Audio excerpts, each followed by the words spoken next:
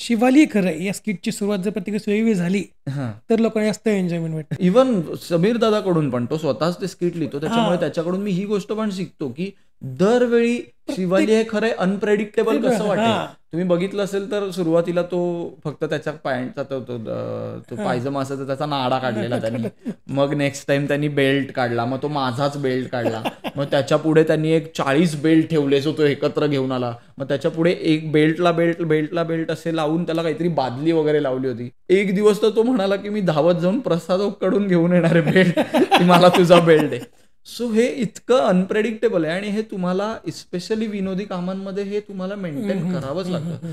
आता मध्ये काय आलं की मी जेव्हा लेटेस्ट स्किट ऐकलं, समीर दादा सगळ्यात आधी आले म्हणतो की मी आता म्हणून घेतो, नंतर टाइम भेटत नाही. खरं. सो हे इतकं अनप्रेडिक्टेबल आहे की लोकांना हे प्रेडिक्टच होत नाही की असं काय. लोकांना काय वाटतं आता मी बोलेन आणि त्याच्यावर पटकन रिॲक्ट होईल आणि मग मी चिडेन, पण ते आधीच करून घेतलं. आधीच केलं. एकदा तर सुरुवातच केली होती आणि मी माईक पण लावला नव्हता असं दाखवलं, सो मी माईक वाल्याला घेऊन आलेलो. सो सगळ्या अनप्रेडिक्टेबल गोष्टी आहेत.